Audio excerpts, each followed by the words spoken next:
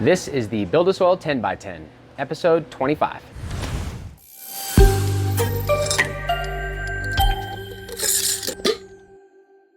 Today is day 37 of flower, so keep that in mind when we're walking around. And if you've been following along the whole time, you'll know we have two different genetics. I'll be sure to mention that. Let's start in quadrant 1. These are both the same genetics, and they're both the halitosis. If you go all the way back, you'll remember that the one on this side was a recycled earth box. And oftentimes recycled soil does better in the long run, depending on how you amend it. And we wanted to highlight that. It's doing very well. This is the non-recycled box in the 3.0 now. There's some differences because they're from seed, but there's also some differences that this one produced a lot more early on, where the recycled box actually had some issues with moving the moisture. It grew a little bit slower. But now it has a little bit more nutrition because it's produced less and it's a little bit darker in color. Could also be the differences in the genetics. If you look over here, we're getting some hair color starting to come in, a little bit of lighter color in the leaf, probably could have a little bit better nutrition throughout its life, but I've mentioned this several times. Oftentimes the pure water in the earth box and the top dressing leads to good numbers and lighter color. Genetics, when you run them multiple times in the same cut, you should know exactly where it should be. And that's one of the benefits of running the genetics multiple times, is they would tell you a little bit more about what is working, what's not working. However, the odor on this one is significantly stronger. I don't want to get into the differences until really in the end when we're smoking it, but it's fun to talk about. And I notice the color right now. You notice a little more stacking right here on these narrower leaf ones. Sometimes you get more of a golf ball shape depending on the type of genetics. And so you can see a little bit more rounder shape on these ones, right? If you look over here, a little bit more round. And these are further from the light. So take that for what you will. Oh, this one I really like. What is this? This is the halitosis number 4. Oh, while I'm down here, I wanted to show you. So last time, you remember, before I peek in the cover, we did gnarly barley and I ground it up. We did kashi blend, and I also fed some liquid fish just to teach how you would add liquid nutrients into the top.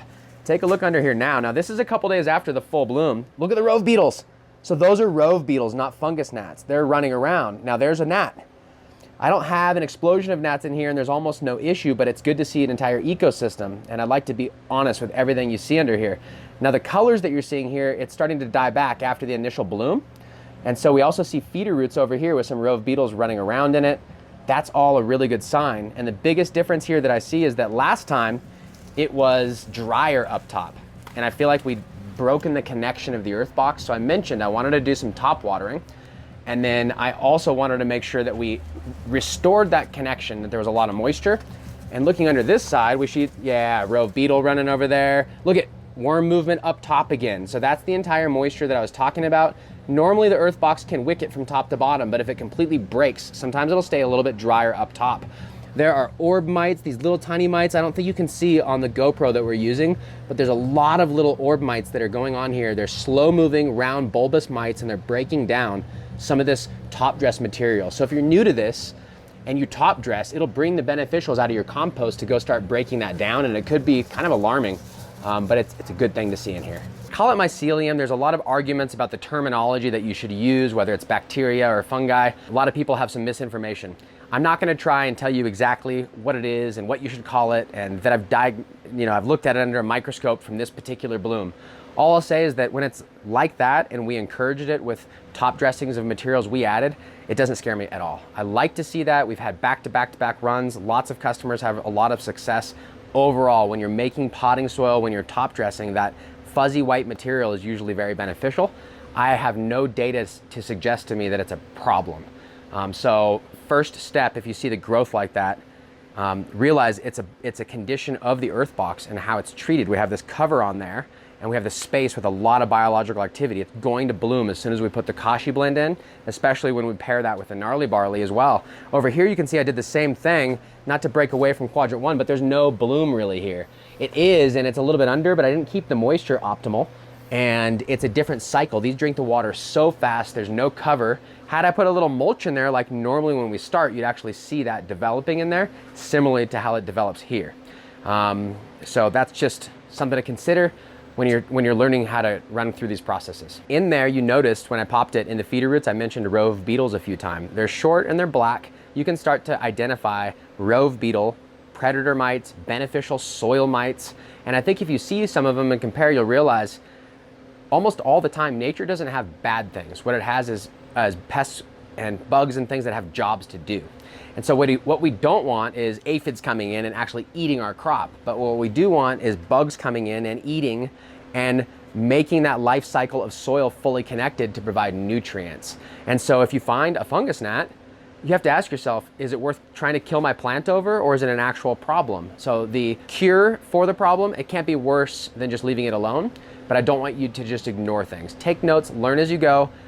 Number one rule from this, if you pull it back, you see rove beetles, you see worms, you see predator mites, don't freak out. That's absolutely what we want.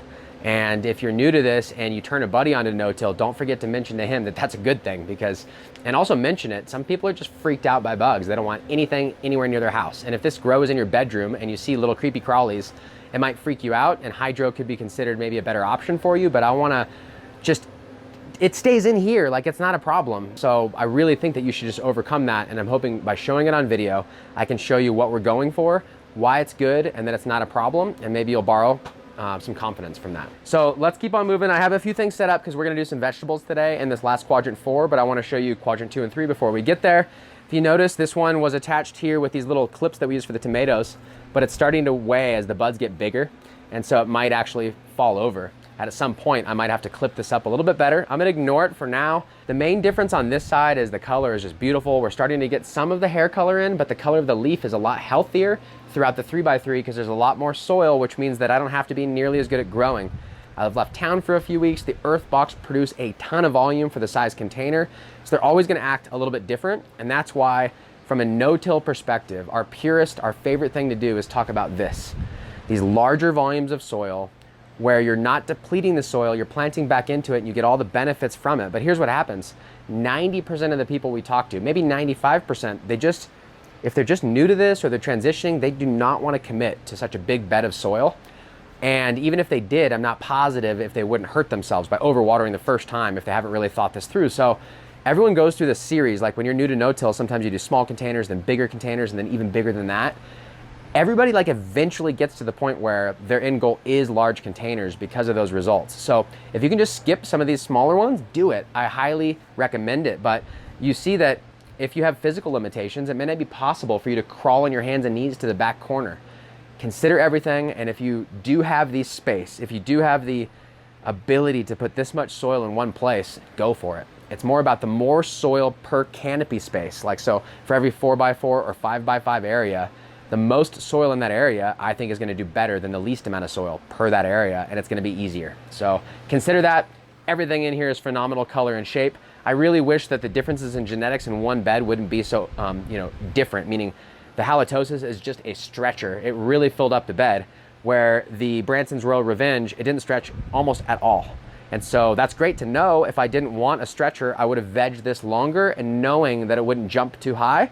And the herb looks just phenomenal in quality. The odors that are coming out of this are starting to get really loud, and it's really starting to come out in this room. So I'm excited about both, but they're very different. And so let's move on to, these are all the Branson's Royal Revenge. I joked about the one that we overwatered in the very beginning, and then before flower, we got it turned around. I joked that might be the best, and it's shaping up to be beautiful over here. I really like the stack on there, the odors that are coming out of her. But this one in the number 12 is finishing the fastest. Finishing fast isn't always good. Sometimes it's more about timing, but honestly, from a budget perspective, like in a larger facility, finishing fast means more rounds per year. And if you're trying to harvest fast, a lot of times newer growers are like, what's the fastest finisher so I can get herb immediately? And then maybe later on, I'll deal with longer flowering strains.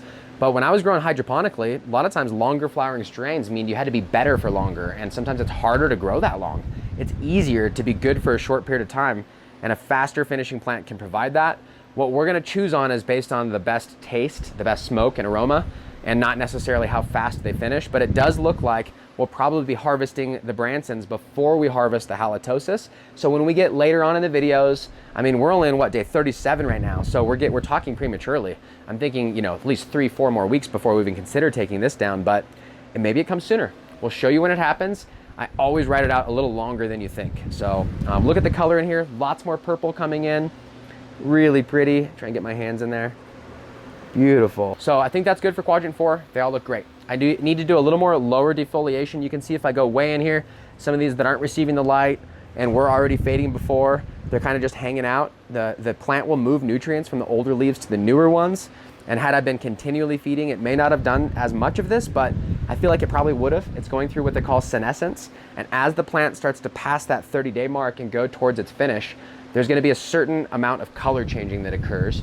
And senescence is the natural trip towards death. Like they're not gonna be coming back every year. These are annual flowering plants. And so if I'd run this genetic 100 times and I noticed it was starting to senescence a lot sooner, then that would key me in on some key problems. Right now, I'm really happy with the way that things are going. And so I'm just gonna keep feeding these because they're in small containers to make sure they don't starve too early, but I'm not worried about the color change and fade that's happening. I think it's beautiful, and I think they're doing a great job. Swinging right here just reminded me that a few of you have been asking about doing a test. You see this right here is a par meter. And so that's gonna do a reading. And I can actually go on the app in my phone and take a snapshot. And what we're gonna do is take the Apogee par meter and take the Pulse Pro, which is what I meant to call this, and do a reading from that in the same spot. And we're gonna give you the comparison numbers to show you if the par meter that's built into this is a worthwhile investment as part of considering the unit. I don't think it needs to be exact, because sometimes you just need like to know if it's really strong, but I do. We spent a lot of money in the Apogee. I wanna see how it stacks up to this one. I'll let you know coming in the next episode. So here in quadrant 4, what we want to cover today is the plan that we lined out in the last episode we didn't have time to get to. We have time right now. I'm just going to get after it. Before I start, I want to remind you what the plan was. This used to be lettuce, and you can see some of it growing through. We're going to plant more lettuce, a different type this time. We're going to plant it tight so that we just have basically mixed lettuce that we're going to chop, not full heads. And then we're going to do one part of this is going to be in carrots. That's going to take longer to grow. We're not going to get the instant gratification from it, but it's a deep bed. I want to see how they do in here. And I've got, I think, 2 colors if I remember right. We'll show you when we go over that. Over here in this section, we decided to cut back the kale, and we're going to chop and drop all of the clover that's under here and prepare this to be planted. And we're going to put radishes around in here. And the radishes take about 30 days to grow. It's on 12 hours of light, so they might go a little bit longer, but we're going to share that with you. And then as the radishes grow, we're going to be using these racks to do a few different things here. And we're gonna start some seeds today that are later gonna go in this setup depending on where. One of them is the cherry tomato. We mentioned we wanna compete and show you how much easier it is indoor to grow cherries versus the full term tomatoes. And we'll be growing this up as we go. We have some color actually changing in here right now on one of the tomatoes, which is pretty cool, but if we had cherries, we'd have a lot more already edible. So we'll be planting those seeds. We're also gonna plant the holy basil and put those in cups. And I think one more is gonna be some hot peppers that we decided we were finally gonna pop. And I've got those right here. These are the Carolina Reaper Red. So we're gonna plant some of those as well. And that's what's coming up today. So I'm just gonna get started. The thing I wanna mention, we talked about the plan was to do some easy sprouts. And the reason why we do that is to eat the food from it, as well as make something called sprouted seed tea. If you've never heard of that, it's something you can do at home. You can buy seed locally, and you can make it starting tonight if you wanted to. You don't even have to use the easy sprout, but we're not gonna cover that today. The reason why is it's a Friday when we're recording this, and when you do seed sprouts, you wanna make sure that you soak it for a certain period of time, and then you do rinsing. I wanna document those steps, and we're not gonna be here to record it until in the beginning of the week, when it's like Monday through Friday would be easier to start. So we'll show you the steps. We're gonna start next week, and we'll start recording the sprouts. For right now, I'm just going to start mixing up my water and then start preparing everything so that I can get the seeds planted. Today, what I'm gonna be using, I've got clean water here. I've got my Chapin sprayer. All I'm gonna do is put in the Rootwise Microbe Complete, because that's gonna biologically, we've talked about it. You know why I use it. I love this product. That's what I'm adding. To the water, I'm gonna add our Therm X70, which is normally in the manufacturer bottle. This is from when we had to bottle them ourselves. I'm gonna put a few drops in there, add it to the Chapin. That's gonna help me moisten the soil that may not be evenly moistened. And that's also, it's a little crusty on top. You can tell where the lettuce was, so I'm gonna condition that. But if you're wondering, this is the only 2 things I'm adding right now. So I'm just putting a little bit in. There's about a tablespoon. You can see it starting to break down in there. I'm just gonna stir it up. When I'm done stirring it, I'm gonna dump it in the Chapin sprayer. Now, I made a full bucket. I probably don't need it all, which means I can just use it for other plants around here. You can do the same. A lot of this stuff's great for your house plants.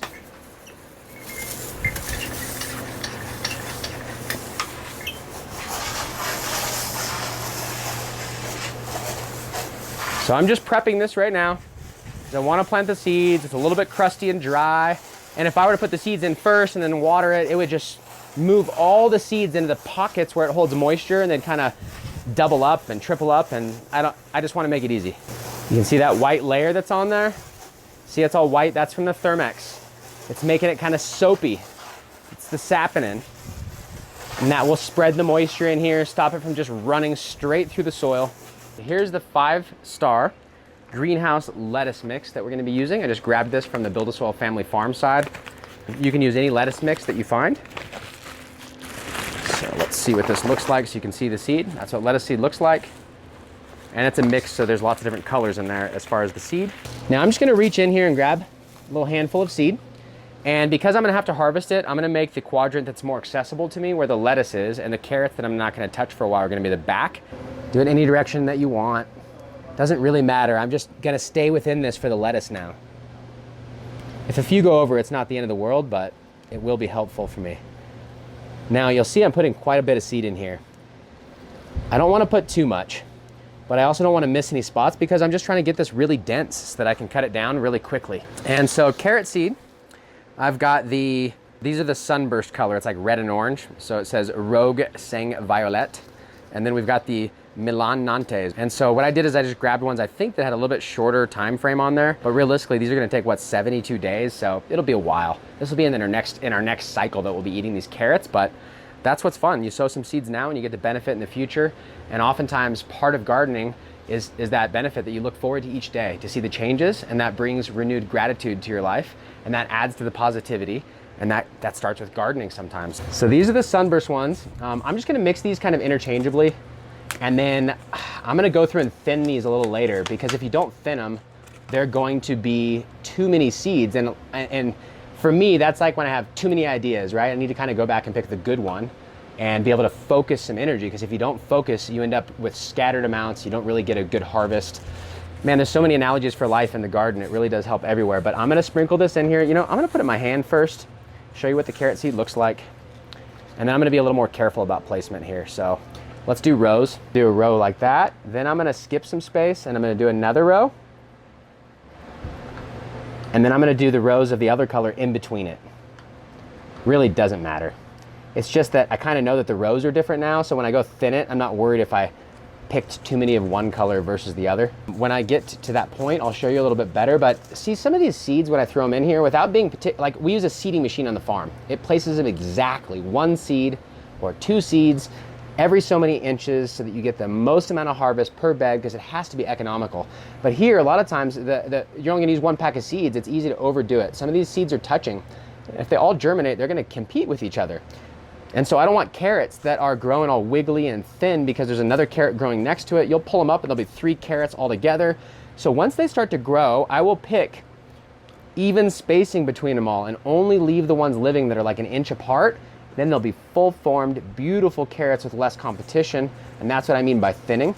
You don't have to do it, but with carrots, it does make a big difference. So let's grab the Milan Nantes now. That's the next one. And this is a local provider. I encourage you to just check out a local provider in your area if you have one. Seeds have been harder to find lately.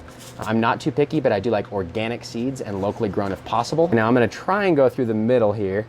Like I said, I'm gonna be thinning it. It doesn't matter too much. And I'm gonna go tamp these in with my hand in a minute. There's predator mites in here. It's pretty cool. You can see them wiggling around. It's probably harder to tell in the GoPro in here, but there's definitely a good amount of predator mites. I've got all the seed in there. How do I make sure that it germinates? These seeds are really good at absorbing moisture. So even though they're on the surface, and some of them would actually wick moisture into them and pull the moisture in enough where they germinate, we'd lose a lot of them because the light that's in here is kind of blasting down. Seeds like to be under the surface. And so I'm gonna water in here. Before I do that though, what I like to do is I'm just gonna go and kind of loosely, like almost not rake them in, but use my hand as a rake to get them more in contact with the soil surface. But I don't wanna go deep.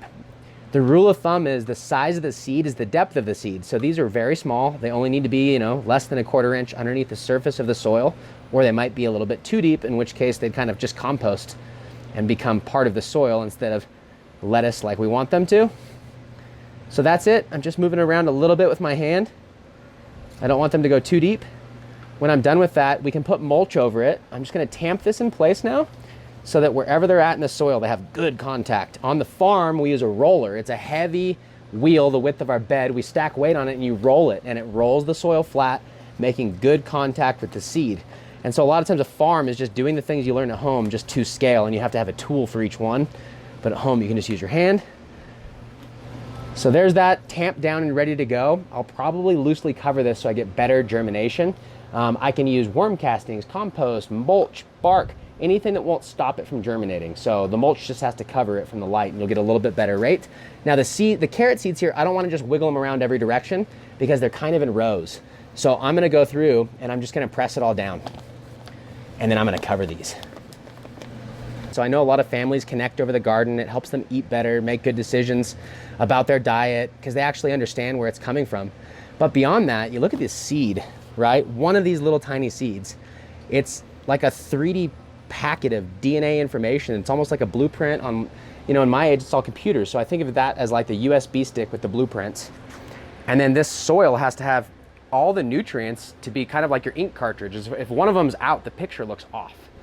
And so it's as simple as taking this exact DNA that we want. This is the blueprint, and it's gonna 3D print it out of our soil, which is the printer. It takes a little bit of time, but if the soil's off, it's not gonna be able to build its entire 3D version of itself. And if it is right, then it's gonna do very well. And nature's worked through a million ways to compensate and a million different ways to pick up nutrients so that it can do its one job. And so it just blows me away how powerful the seeds are. It's gonna take a lot of time to find out how these taste, what they look like, the whole deal. I've not grown these carrots before. If you followed this grow, we're gonna have more coming in the future. Subscribe now, you'll see all the future episodes.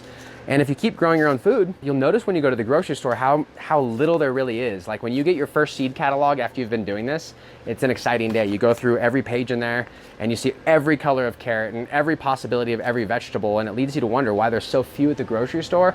Most of that's just supply chain and how hard it is to keep things fresh. But when you grow your own, you can grow the best. I've got these little plant tags that we use, and I'm gonna use them because I'm not doing a whole tray, I'm just doing 1 cup. I'm gonna do the holy basil and the peppers, but I'm gonna slip some in here so that it's at least labeled in here, even though it's gonna be obvious that one is carrot and one is lettuce.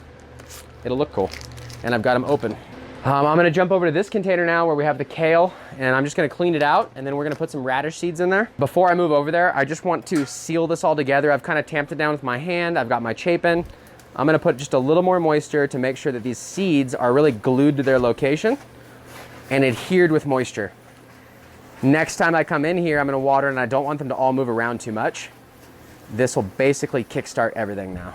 Okay, so I just finished cleaning out the cover crop and cutting some of this kale back. You'll notice a lot of the branches that have already been grown and harvested and more, and then there's new growth on here.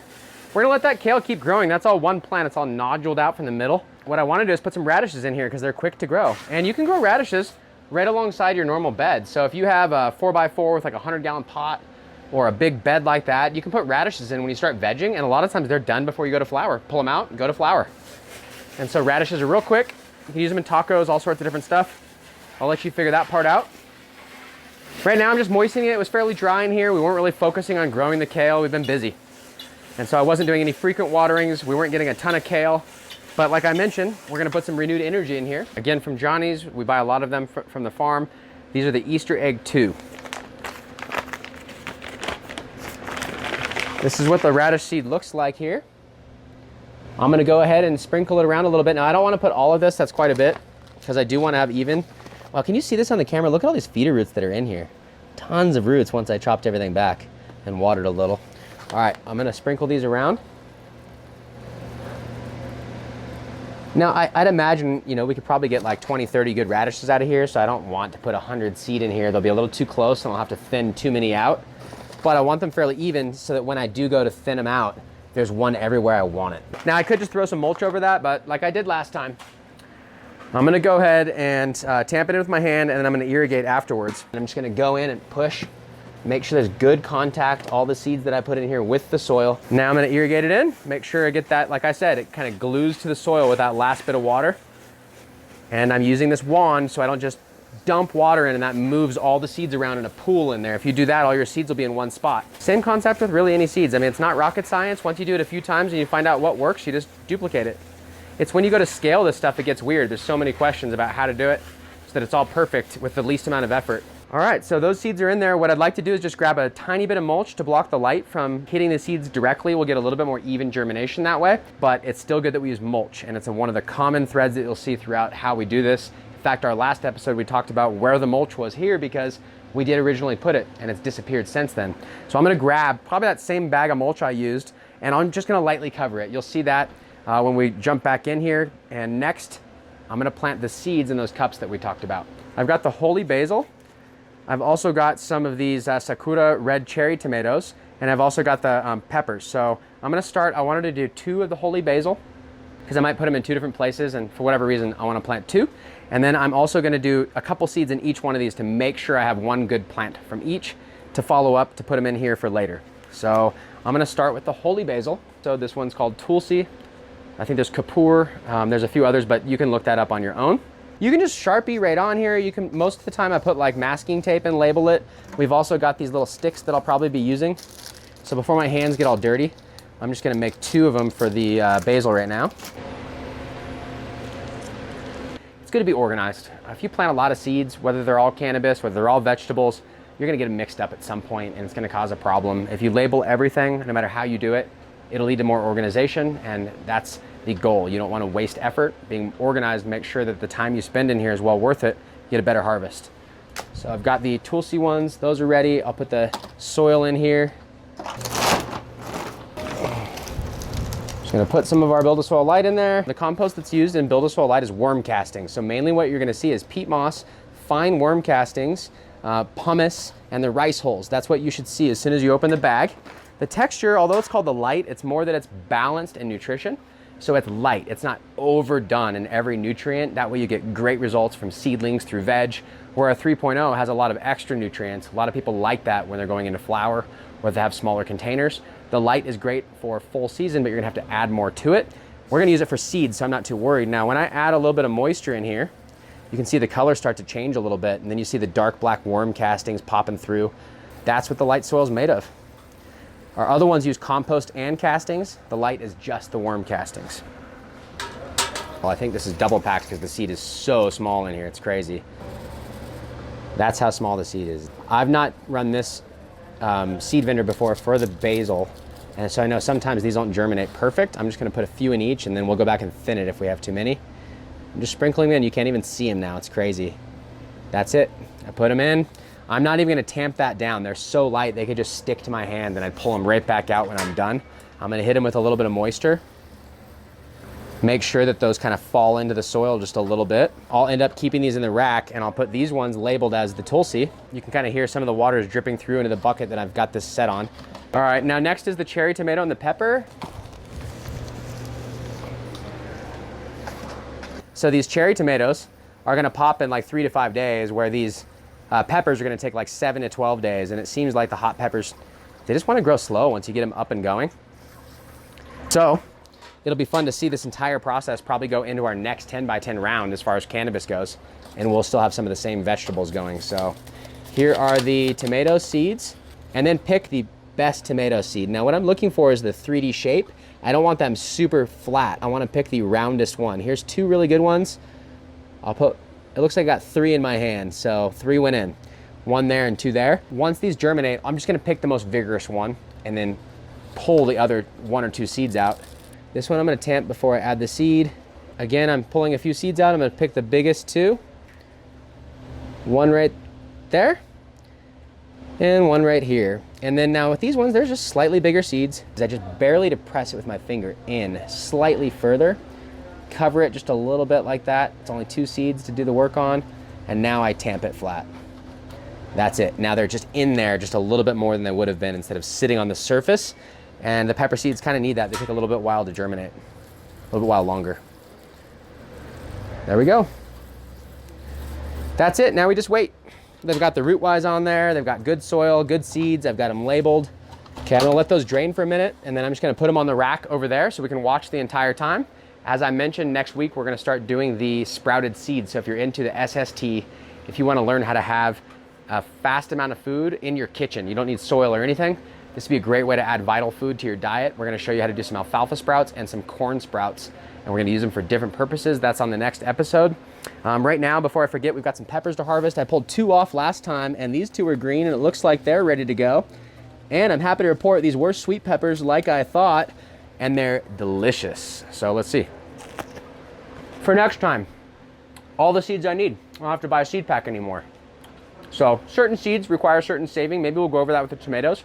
The tomatoes, you want to ferment the seeds, but if you want to see anything about seed preserving, let me know. We'll talk about it. We're gonna have seeds to keep, and then you have more for next year from your own garden.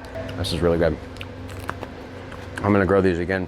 All right, well, thanks for following along on episode 25. Again, today was day 37. It was fun to show you around the grow room. This is gonna be a great harvest. Lots to talk about. Quadrant 4, we covered the vegetables. Lastly, I'm gonna add the mulch in here, so you'll see that next time, just to lightly cover the seed.